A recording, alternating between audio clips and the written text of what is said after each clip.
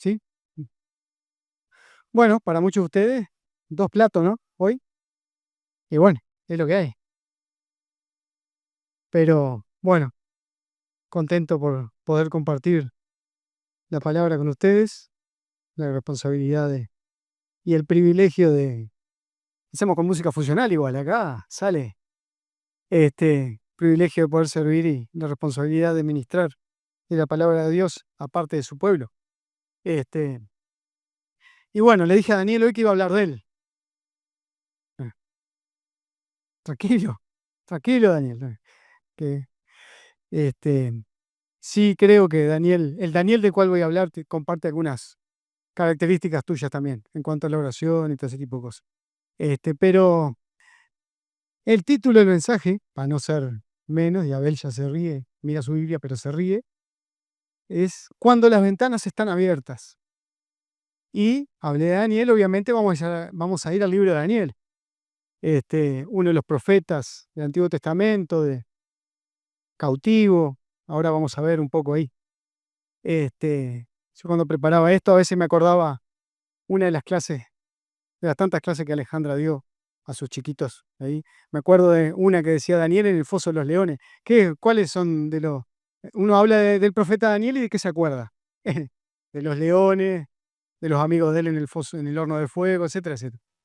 Pero bueno, dice, o ponía, para empezar, Daniel. ¿Qué significa Daniel? ¿Qué significa Daniel tu nombre? Ah, bueno, bien. Dios juzga o Dios es mi juez. Es interesante lo que significa. Es interesante muchas veces si vemos el, el significado de los nombres, sobre todo en aquella época, que no solamente en el pueblo hebreo tenían un significado importante, que a veces representaba lo que era el linaje familiar y también las creencias religiosas también en los pueblos, en los pueblos por ahí, como vamos a ver más adelante, también se aplicaba lo mismo. Daniel este, fue el primer ministro hebreo en Babilonia. ¿Sí? Y junto con Ezequiel pertenece a lo que podríamos llamar los profetas de la cautividad. ¿No? Era un adolescente de sangre real o noble, llevado en cautiverio por Nabucodonosor a Babilonia alrededor del año 605 a.C., durante el primer sitio de Jerusalén.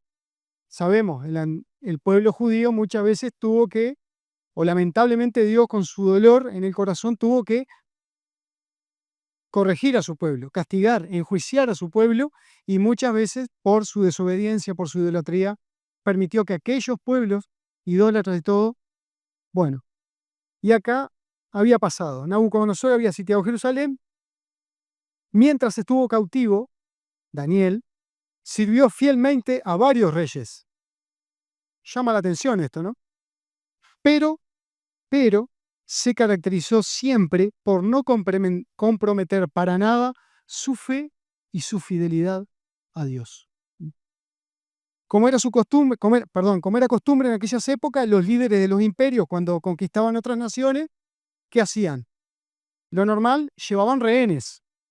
O, como en este caso, también habían otros imperios con un poco más de cabeza, se llevaban gente joven, adolescentes, de en la flor de la vida, o que ellos veían que eran capaces de ser inteligentes, o que eran inteligentes y eran buenos para ser educados, y los llevaban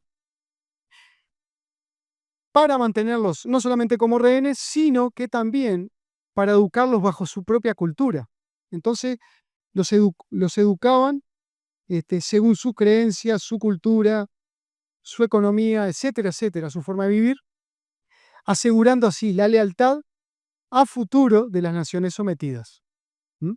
Entonces, yo tengo cierta cantidad de gente de ese pueblo, y ese pueblo, como sabían que quizá algún hijo, sobre todo la nobleza o las clases gobernantes tenían hijos de rehén en ese imperio, no se aseguraban que no se rebelaran, aseguraban sus tributos, etcétera, etcétera, su provisión de soldados si algún día tenían que ir a la guerra, etcétera, etcétera. Era como se manejaban los imperios. Y si por alguna razón a alguno se le ocurría quebrantar esas reglas implícitas y explícitas que habían, sabíamos lo que le pasaba. Entonces, aparte de la de la educación que recibían, también eran sometidos a lo que nosotros podemos llamar hoy día un lavado de cerebro en varios aspectos de la vida de los cautivos. Mm. Porque una cosa era también importante, era tratar de quitarle toda identidad a esos cautivos para que no añoraran su cultura, su patria, su familia, etcétera, etcétera, y a futuro no quisieran hacer alguna cosa que dañara al imperio. Y entre esos ámbitos, uno, y de los más importantes, era el ámbito religioso, sus creencias religiosas, espirituales. Al leer el libro de Daniel, también para ponernos un poco de contexto, se nos cuenta cómo él, junto con otros 3 amigos, al igual que muchos otros, pero se cuenta sobre ellos 4, fueron seleccionados para ser educados en la cultura babilónica. ¿M? Y ese lavado de cerebro comenzó casi de inmediato, pues el jefe del servicio en el palacio les cambió los nombres apenas llegaron. ¿M? Sabíamos eso, nos acordamos de eso. Y es interesante, porque eran Ananías, Misael, Azarías y Daniel. Ananías significa Dios misericordioso y pasó a llamarse Sadrach, que significa iluminado por el Dios Sol. Ellos también le ponían significado a los nombres. Misael, que significa quién como Dios, pasó a llamarse Mesac, que significaba quién como Itzar, que era una de sus deidades. Azarías, que significa el Señor es mi ayuda, pasó a llamarse Abed-Nego, que significa esclavo de Nabú, que era el dios babilónico de la sabiduría y la educación. Y Daniel, que significa, como decíamos recién, Dios juzga o Dios es mi juez, pasó a llamarse Belsasar, que significa príncipe de Bel, que era el principal dios babilónico, equiparado a Zeus en la cultura griega y Júpiter para los romanos. ¿Tá? Entonces, ya de entrada, cambiaron los nombres, con el significado que ello traía, ¿m?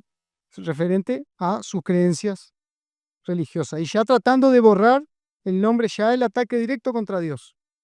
En este libro de la Escritura podemos leer también de varios sucesos milagrosos que pasaron, como decíamos, capaz que comentaba hace un rato cuando empezaba, que manifestaron el poder de Dios. Podemos citar primero otra cosa que le hicieron cuando llegaron la dieta, ¿se acuerdan?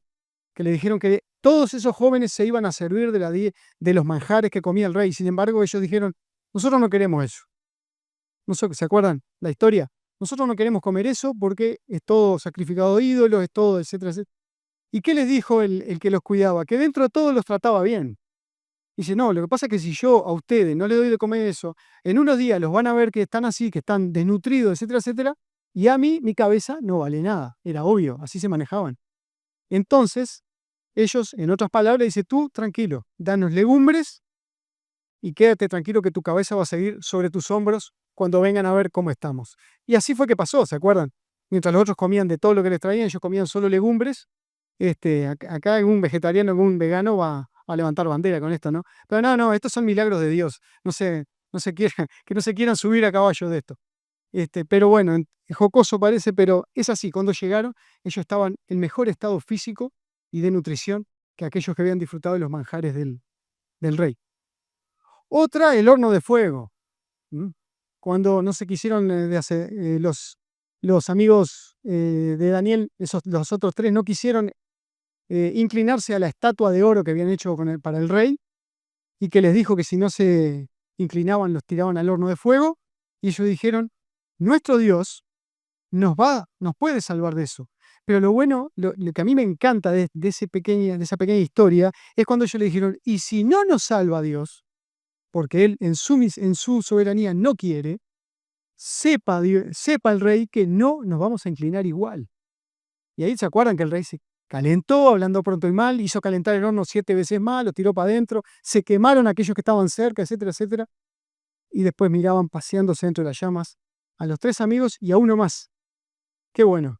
El ángel del Señor, sin duda. Yo personalmente estoy seguro que era el ángel del Señor que paseaba con ellos por el horno. También interpretaciones de sueños. Daniel interpretó varios sueños, etcétera, etcétera, pero tenemos el más conocido que yo he mencionado hoy, Daniel en el foso de los leones. De todos, hoy me quiero referir no tanto al hecho en sí de Daniel en el foso de los leones, sino de los hechos que desencadenaron esa situación. Vamos a leer Daniel capítulo 6, versículos 1 al 16, nada más. Dice, pareció bien a Darío, era el rey en ese momento, ya no estaba Nabucodonosor, constituir sobre el reino 120 sátrapas que gobernasen en todo el reino, y sobre ellos 3 gobernadores, de los cuales Daniel era uno, a quienes estos sátrapas diesen cuenta para que el rey no fuese perjudicado. Pero Daniel mismo era superior a esos sátrapas y gobernadores, porque había en él un espíritu superior, y el rey pensó en ponerlo sobre todo el reino. Entonces los gobernadores y sátrapas buscaban ocasión para acusar a Daniel en lo relacionado al reino, mas no podían hallar ocasión alguna o falta, porque él era fiel, y ningún vicio ni falta fue hallado en él. Entonces dijeron aquellos hombres, no hallaremos contra este Daniel ocasión alguna para acusarle, si no la hallamos contra él en relación con la ley de su Dios. Entonces estos gobernadores y sátrapas se juntaron delante del rey y le dijeron así, Rey Darío, para siempre vive. Todos los gobernadores del reino, miren lo que dicen, todos los gobernadores del reino, magistrados, sátrapas, príncipes y capitanes, han acordado por consejo que promulgues un edicto real y lo confirmes, que cualquiera que en el espacio de 30 días demande petición de cualquier dios u hombre fuera de ti, oh rey, sea echado en el foso de los leones. Ahora, oh rey, confirma el edicto y fírmalo para que no pueda ser revocado, conforme a la ley de Media y Persia, la cual no puede ser abrogada. Firmó, pues, el rey Darío el edicto y la prohibición. Cuando Daniel supo del edicto, que el edicto había sido firmado, entró en su casa y, abiertas las ventanas de su cámara que daban hacia Jerusalén, se arrodillaba 3 veces al día y oraba y daba gracias delante de su Dios, como lo solía hacer antes. Entonces se juntaron aquellos hombres y hallaron a Daniel orando y rogando en presencia de su Dios. Fueron luego ante el rey y le hablaron del edicto real. ¿No has firmado edicto que cualquiera que en espacio de 30 días pida a cualquier dios u hombre fuera de ti, oh rey, sea echado en el foso de los leones? Respondió el rey diciendo, verdad es, conforme a la ley de Media y Persia, la cual no puede ser abrogada. Entonces respondieron y dijeron delante del rey, Daniel, que es de los hijos de los cautivos de Judá, no te respeta a ti, oh rey, ni acata el edicto que firmaste, que confirmaste, sino que 3 veces al día hace su petición. Cuando el rey oyó esto, oyó el asunto, le pesó en gran manera, y resolvió librar a Daniel, y hasta la puesta del sol trabajó para librarle. Pero aquellos hombres rodearon al rey y le dijeron, sepas, oh rey, que es ley de Media y de Persia que ningún edicto o ordenanza que el rey confirme puede ser abrogado. Entonces el rey mandó y trajeron a Daniel y le echaron en el foso de los leones. Y el rey le dijo a Daniel, el Dios tuyo, a quien tú continuamente sirves, él te libre. Es interesante y macabra la forma de actuar de estos tipos, ¿no? De estos hombres. Porque, no, lo vamos a ver ahora más adelante. Pero es interesante ver el aprecio que el rey tenía por Daniel. Porque vemos ahí que el tipo trata de liberarlo y debate con ello y todo, pero estos hombres muy inteligentes para atraparlo en las propias leyes que él representaba. Como decía ahí, el rey Darío había organizado su imperio medo-persa de manera de poder gobernar. Con 120 sátrapas, ¿se imaginan?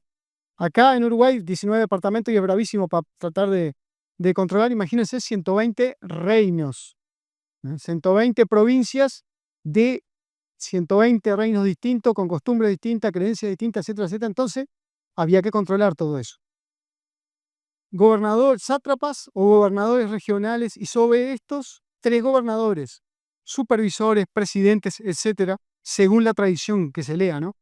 De los cuales Daniel era uno de ellos. Habían 120 y arriba de esos 120 habían 3, a los cuales se les rendía cuenta, y estos eran los que daban la cara al rey, para decirlo en forma más sencilla. Daniel era uno de ellos.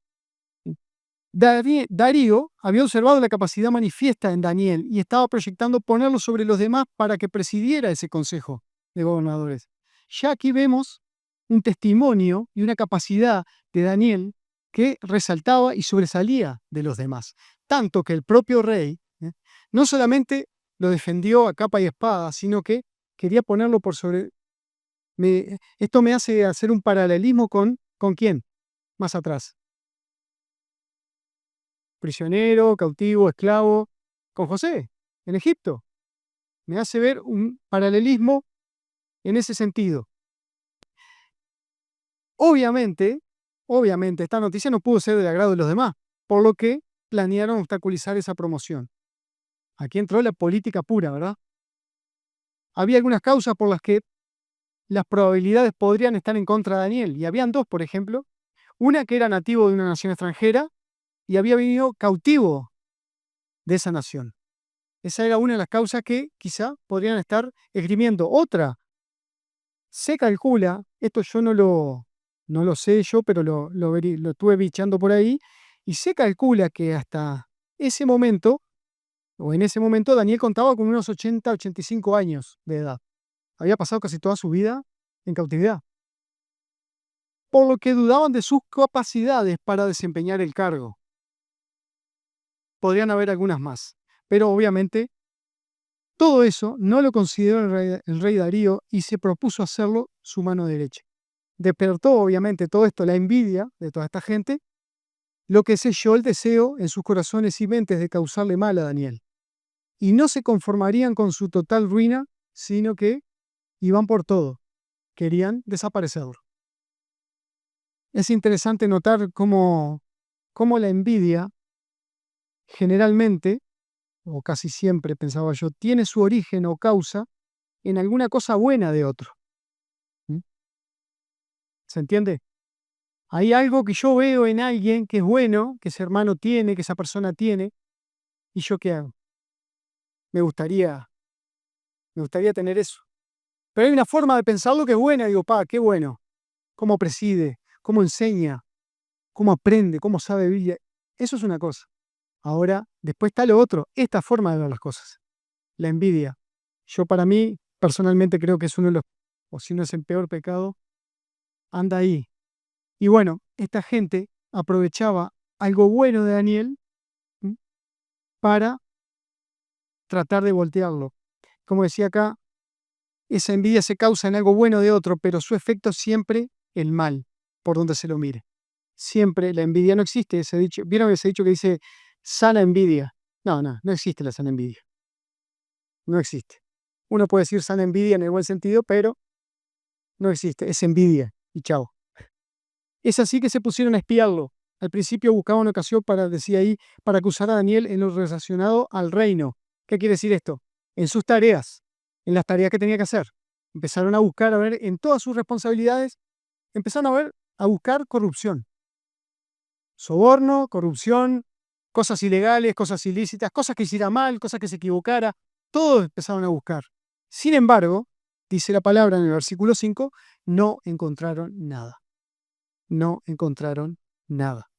Entonces, muy inteligentemente, ¿qué hicieron? Decidieron cambiar el foco, hoy hablaba del foco yo en la cena, decidieron cambiar el foco de su búsqueda, de la búsqueda de esa causa, y apuntaron ¿a dónde? Al aspecto religioso. Ellos sabían que era un hombre de oración, fiel a Dios desde su juventud. Entonces decidieron usar eso en su contra. Y ahí está lo que yo decía hace un ratito. Tomar las cosas buenas de alguien y tratar de usarlas en su contra. Y esto es un ejemplo clarísimo.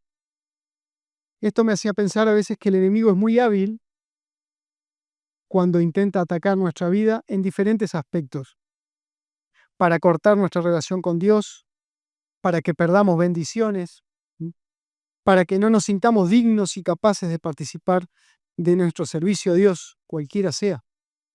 ¿M? Ese capaz que bichito o angelito o coso que en el oído te dice, pero tú, ¿viste lo que sos? ¿O viste dónde vienes? ¿O viste quién sos para hacer esto? ¿Quién sos para darle un consejo a un hermano? ¿Quién sos para pararte acá y hablarle a la iglesia? ¿Quién sos para tal cosa? o lo otro. No, sos demasiado bueno para eso. No se lo merece.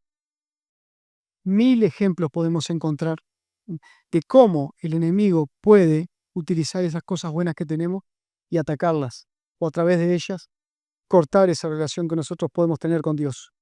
Cortar esa bendición y el gozo de servir y hacer las cosas que queremos hacer en la obra de Dios. ¿Mm? Si tendremos que estar atentos a las acechanzas, a las serpientes y escorpiones que andan por ahí y que nos pueden atacar sin que los veamos. Así que también el enemigo conoce todas nuestras debilidades, ¿m? Y las formas de explotarlas. También puede usar aquellas características buenas, como decía, bueno, ponía acá, en nosotros para hacernos mal. El enemigo no es todopoderoso, el diablo no es todopoderoso, pero es poderoso, hermanos, es muy poderoso.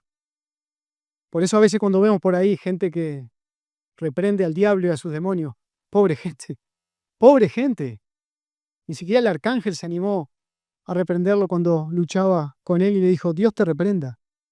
Si tendremos que tener cuidado a veces.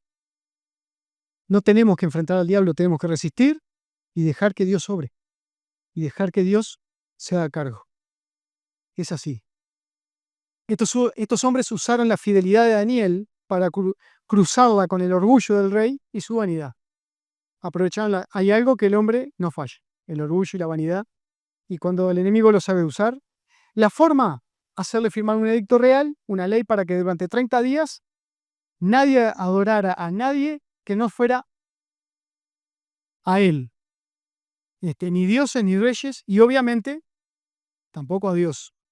Y no solamente consiguen la aprobación del rey, sino que el no cumplimiento de la ley era causal de muerte, siendo arrojado al foso de los leones.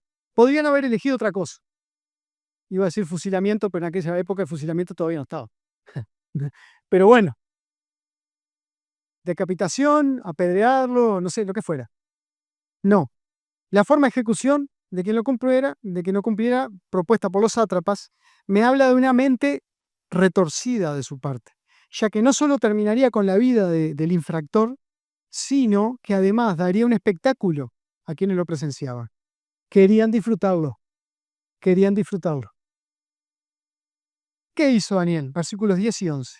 Vamos a leer, los voy a leer de vuelta porque cuando Daniel supo que el edicto había sido firmado, entró en su casa y abiertas las puertas, las ventanas de su cámara, que daban hacia Jerusalén, se arrodillaba 3 veces al día y oraba y daba gracias delante de su Dios, como lo solía hacer antes. Entonces se juntaron aquellos hombres y hallaron a Daniel orando y rogando en presencia de su Dios. Estos hombres sabían que Daniel iba a hacer lo que siempre había hecho. Lo que era su vida siempre, ellos sabían que lo iba a hacer.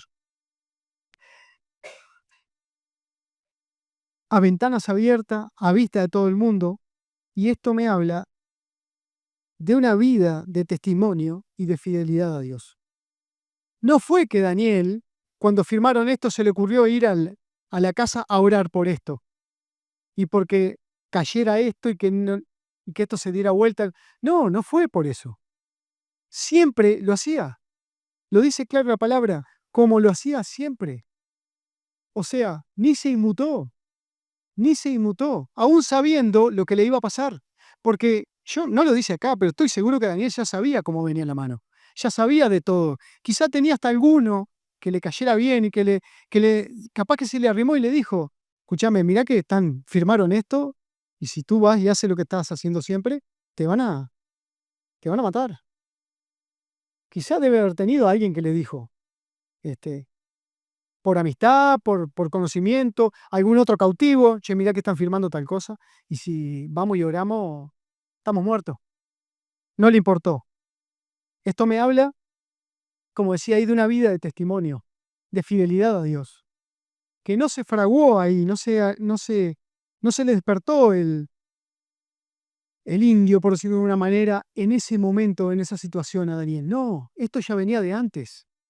Esto era una preparación de toda una vida de devoción y de testimonio, y de devoción a Dios y de fidelidad. esto era el resultado de una vida de fidelidad a Dios. No importaba lo que iba a pasar. Como dijeron sus 3 amigos, sepa, oh rey, que si Dios no nos salva, tampoco nos vamos a arrodillar. Sepa, oh rey, que si Dios no me salva de los leones, tampoco voy a dejar de adorar a Dios. Esto es lo que Daniel les transmitía haciendo lo que hacía siempre. A pesar del cargo que ocupaba y de la nueva ley firmada por el rey, Daniel no se acobarda y tal como lo había establecido Salomón cuando había dedicado el templo de Dios, oraba como cada día hacia Jerusalén. ¿Se acuerdan que todos los judíos siempre oraban en dirección al templo y si vivían lejos, en dirección a Jerusalén? Daniel cometió, según lo que algunos comentaristas dicen, una desobediencia civil legítima. ¿Por qué digo esto? Si vamos a Romanos 13, versículo 1 y 2 dice, sométase toda persona a las autoridades superiores, porque no hay autoridad sino de parte de Dios, y las que hay, por Dios han sido establecidas. De modo que quien se opone a la autoridad, a lo establecido por Dios resiste, y los que resisten acarrean condenación para sí mismos. Yo dudé en poner este pasaje acá, porque se complica la explicación. Porque, ¿qué pasa? Que dice, bueno, pero ¿por qué entonces si Dios es el que pone las autoridades, por qué Daniel no? Vemos que toda autoridad es puesta por Dios, incluso aquellas que no cumplen con los deseos ni los principios de Dios. ¿Cuántas veces Dios, por ejemplo, poniendo autoridades, porque todo está bajo su control, puso autoridades en reinos y países que llevaron cautivo a Israel y destruyeron todo en Israel? Dios utilizaba eso como juicio, como castigo. Siempre Dios, antes de mandar el juicio o castigo, siempre mandó el aviso a través de sus profetas, siempre. O sea, no es que cayó de sopetón, no sabíamos nada. Ah, pero no avisaste. No, Dios siempre avisó. A veces el pueblo se arrepintió, muchas veces lamentablemente no, y pagaban. Pero volviendo a esto, también Dios lo permite a veces para fortalecer la fe y la fidelidad de los creyentes. Podemos ver, por ejemplo, lo que respondió Pedro a los judíos en Hechos 5:29, que se puede contraponer a lo de Romanos. Respondiendo, contraponer, no contradicción, ojo. Respondiendo Pedro y los apóstoles dijeron, es necesario obedecer a Dios antes que a los hombres. Y acá un detalle, hace un tiempo atrás, bastante tiempo ahora, no sé si recuerdan el diputado Gerardo Amarilla, del Partido Nacional por Rivera, fue cuestionado en el Parlamento uruguayo como diputado porque justamente por este versículo. Es necesario obedecer a Dios antes que a los hombres. Él tuvo que exponer, él tuvo que defender su fe en el Parlamento. Y lo hizo ahí. Incluso escribió algunos libros sobre la fe, la política, están muy interesantes. Pero Daniel no modificó en nada su costumbre y proceder en cuanto a la adoración a Dios, sino que como cada día, a la vista de todo el mundo, oraba 3 veces hacia Jerusalén. No era falta de respeto al rey lo que movía a Daniel a hacer eso, sino su devoción a Dios. Ese mismo Dios que lo había capacitado para que Daniel sirviera con toda lealtad a ese rey que ahora buscaba ser adorado. Parece un entrevero, pero no es así. Porque Daniel, al seguir siendo fiel a Dios, cumplía con ese precepto y esos principios de Dios de respetar a las autoridades y servirles con la misma lealtad que tenía que ser exhibida por él como hijo de Dios. No sé si se aclaró un poco o se oscureció. Como decía la Andresina, no aclare que oscurece, mi hijo. Pero es así. Hay momentos en donde el cristiano tiene que mostrar su fidelidad. ¿Es Dios o el hombre? Y como dijo Pedro, es necesario obedecer a Dios antes que los hombres. Esto indudablemente, incluso hoy día, es difícil de entender por ello acá. ¿Cuántos ejemplos vemos de hermanos y creyentes que pasan por las más diversas pruebas y situaciones de amargura y dolor, pero sin embargo, eso les hace fortalecer aún más su fidelidad y su relación con el Señor? Otro detalle, es que Daniel no se ocultó ni fue a otro lugar a adorar. Podía haber agarrado, dejar cerrada su casa, esconderse en algún lado, ir a las catacumbas como iban en Roma y seguir ahí. No, siguió haciendo exactamente lo mismo que hacía siempre, como siempre. ¿Mm? Nunca tuvo vergüenza ni cuestionamiento, para honrar a Dios delante de los hombres. Todos los días lo veían hacer eso, todos los días, y lo siguieron viendo. ¿Mm? ¿Qué importancia tiene el honrar a Dios en el lugar donde todos nos conocen? Para eso tiene que existir oración, una relación, no religión, una relación con Dios y un testimonio de vida también. Bueno, todo eso tenía Daniel. ¿Mm? Y como decía hace un rato, estos hombres sabían, fueran malos, fueran sus enemigos, quisieran matarlo, pero estos hombres reconocían inconscientemente la fidelidad de Daniel a Dios. Increíble cómo aún en ámbitos hostiles nosotros podemos dar ese testimonio de fidelidad a Dios, incluso con aquellos que no nos quieran, o que nos rechacen, o se burlen, o no quieran a Dios. Ahora, el título del mensaje, ¿cuál era? Cuando las ventanas están abiertas. Sin embargo, no he hablado de ninguna ventana hasta ahora. Al igual que Daniel, hay varias ventanas que necesitamos mantener abiertas en nuestra vida. ¿Qué pasa cuando mantenemos ventanas abiertas a Dios, a la oración, a la adoración, a las escrituras? ¿Qué pasa? Y bueno, tengo tres resultados o tres contestaciones, que pueden haber muchas más, a esas preguntas. Por ejemplo, no me queda mucho, tranquilos. Las ventanas abiertas que dan en una casa, ¿qué hacen? Ventilan, ventilación. El aire de la presencia de Dios debe circular en la vida del creyente, dice el Salmos 16:11. ¿Por qué? ¿Por qué debe circular? Dice el Salmo 16:11. Me mostrarás la senda de la vida, en tu presencia hay plenitud de gozo, delicias a tu diestra para siempre. La presencia de Dios en la vida te muestra la senda, te muestra el camino. Otra es el creyente que vive encerrado espiritualmente, no goza de la libertad del Espíritu Santo. Dice 2 Corintios 3:17, porque el Señor es el Espíritu y donde está el Espíritu del Señor, allí hay libertad. Entonces el creyente no tiene que estar encerrado, no tiene que tener las ventanas cerradas. Dice Juan 8:36, así que si el Hijo los libertare, seréis verdaderamente libres. ¿Por qué? Porque Jesús, a través de su sacrificio que hace un rato celebrábamos, de su sangre en la cruz, nos hizo libres cuando estábamos esclavos del pecado y del mundo. Era el único que podía hacerlo. Entonces, si tenemos esa libertad, no la encerremos, no cerremos la ventana. A través de la ventana de la oración también podemos ventilar nuestros problemas, preocupaciones, luchas. El miércoles tuvimos reunión de oración. Y traemos nuestras necesidades, nuestras preocupaciones, nuestras alegrías, nuestros gozos. A través de esa oración, dice Filipenses 4:6, reconocido, por nada estéis afanosos o ansiosos, sino sean conocidas vuestras peticiones delante de Dios con toda oración y ruego, con acción de gracias. ¿Y qué hay que hacer para esto? Hay que orar. Sencillo. Las ventanas también, segunda respuesta a las preguntas de hoy, las ventanas abiertas también dan en el día, ¿qué dan? Aparte de ventilación, luz. El que vive a oscuras siempre anda dando tropiezos, siempre se anda cayendo. Es así. Por más que conozcas tu casa, en algún lado, el dedo chiquito del pie es el que paga las consecuencias. O también el codo, la cadera, lo que sea. La Biblia es como una ventana abierta cuando se lee.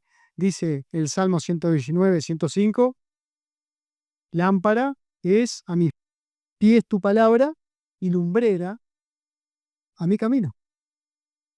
Hay cosas que están clarísimas. Muchos creyentes tienen una pobre iluminación espiritual porque no abren todas sus ventanas o lo hacen parcialmente. ¿Mm? A veces una rendijita como para que cambie el aire. No, no. Y bueno, es la lectura rapidita. la buena semilla, rapidito ahí. Es como abrir una rendijita, entra un poquito de aire, ¿no? Apenas un poquito de luz, y apenas parece que respiramos por ahí, pegamos una bocanada de aire y como que salimos al mundo. No sirve. O capaz que sí, en ese momento, capaz que alguien dice, bueno, peor que nada, mejor que nada. Claro. Pero abra la ventana entera. Este, Dice, muchos creyentes tienen una pobre iluminación espiritual porque no abren todas sus ventanas, o lo hacen parcialmente, o abren aquellas, o abren las mismas cuando les conviene. Cuando aprieta el zapato, ¿qué hacemos? Nos arrodillamos y metemos horas igual. ¿Está bien? Bueno, sí, hay que pedirle al Señor, hay que clamar, y cuando se nos viene la noche, hay que pedir. Pero cuando no, cuando estamos mar en calma, también, también, hay que hacerlo. Dice de 2 Timoteo 3, 16, 17, toda la escritura es inspirada por Dios y útil para enseñar, para redarguir, para corregir, para instruir en justicia, a fin de que el hombre sea perfecto, el hombre de Dios sea perfecto, enteramente preparado para toda buena obra. Orar, leer la palabra, buscar en la palabra. No sabés qué estás leyendo y todo, tenés una concordancia al final. Busca una palabra, ¿qué necesito? Ánimo, ánimo, ánimo, busca. Tenés salmos, tenemos proverbios, tenemos historias bíblicas. Dice, cuando las ventanas de nuestra vida espiritual se abren, ponía yo acá y lo saqué de algunos comentaristas, vemos a Dios a donde sea. Podemos ver a Dios a donde sea, su obrar. Dios nos habla a donde sea. Por último, la última contestación,